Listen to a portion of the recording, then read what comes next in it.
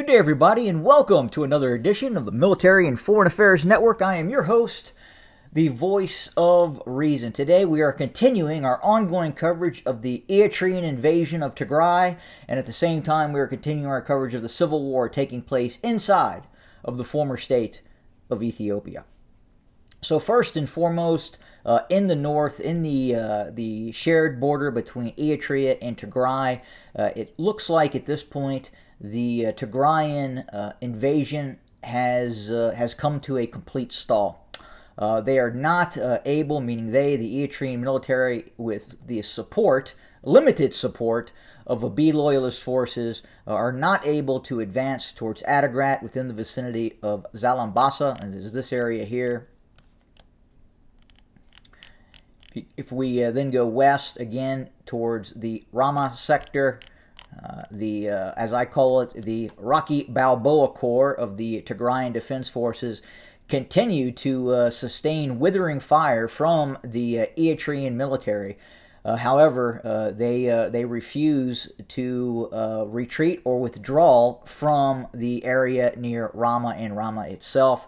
Obviously, there is a lot of Eritrean artillery assets at work.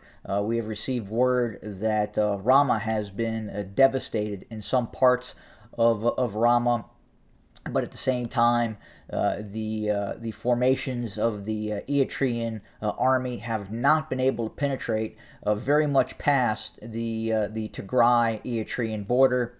And actually physically assault Rama with infantry at this point. Further to the west, again, same scenario. We still, at this point, believe that the Eritrean army is continuing to fight the Tigrayan Defense Forces within the vicinity of Adi Daro. We still don't believe at this point Shire is under threat. Now, with that being said, Shire continues to get hit with long-range, multiple-launch rocket systems that are being deployed by the Eritrean military. But there is a lot of pressure in this area running from Shiraro in a direction towards Adi Daro. And again, we are calling this the gateway city that the Eritrean military is trying to seize control of, which would then allow a two-pronged advance, or rather a three-pronged advance from Shire east, and then obviously the continued pressure near Rama and Zalambasa, the main invasion routes of the Eritrean army. But things right now appear to be stalled for the Eritrean military because of the robust defensive belts that the Tigrayan Defense Forces have laid in wait for the Eritrean military. In the south, it looks like Amhara regional forces near Kobo and west of Kobo, or southwest of Kobo. The Tigrayan Defense Forces control the areas to the west of Kobo and to the east of Kobo along the Zobel mountain range, and continue to protect the highlands to the west and east of Kobo to prevent any sort of Amharan or Abiy loyalist advance into southern Tigray, especially near Waja. But we did receive reports that a rather large force of Amharan regional militia units supported by Abiy loyalist forces, Abiy regular forces of the ENDF, attempted a operation in the direction towards Walla. And as I talked about in an earlier video, those forces were then immediately fallen upon by the Tigrayan Defense Forces, which again control these highlands to the west and east of the A2 highway. And it is reported that there was some very, very heavy fighting that occurred, and there were losses on both sides.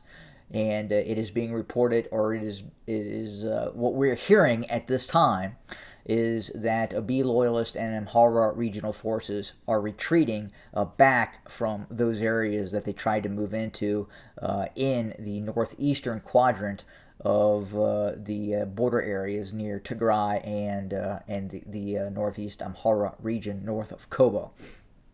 But that is the situation right now on the ground. We're waiting for some more information. We're watching very, very closely a buildup of Tigrayan Defense Forces that we're not sure at this time what will be the objective. It is more in the central south area of the both Tigray and the northern Amhara region. Obviously, the western Tigray area here is of great concern for the Tigrayan Defense Forces, for the Tigray region. They really want that area back. They want to have a shared border with a non-hostile entity. As of right now, obviously, they are completely surrounded by the despotic nation-state of Eritrea. And to the south, you have the coalition of Abiy loyalist armies and Amharan regional militias that continue to pressure the southern Tigray region as well and disallow any food or aid or any really anything into the Tigray region, as well as to the east in the Afar region as well, which is fully supporting or partially supporting the Abiy loyalist government, and are somewhat hesitant about allowing the Eritrean military presence in the Afar region. We have seen that, but at the same time, we do know that the Eritrean military is inside of the Afar region to a limited extent at this point.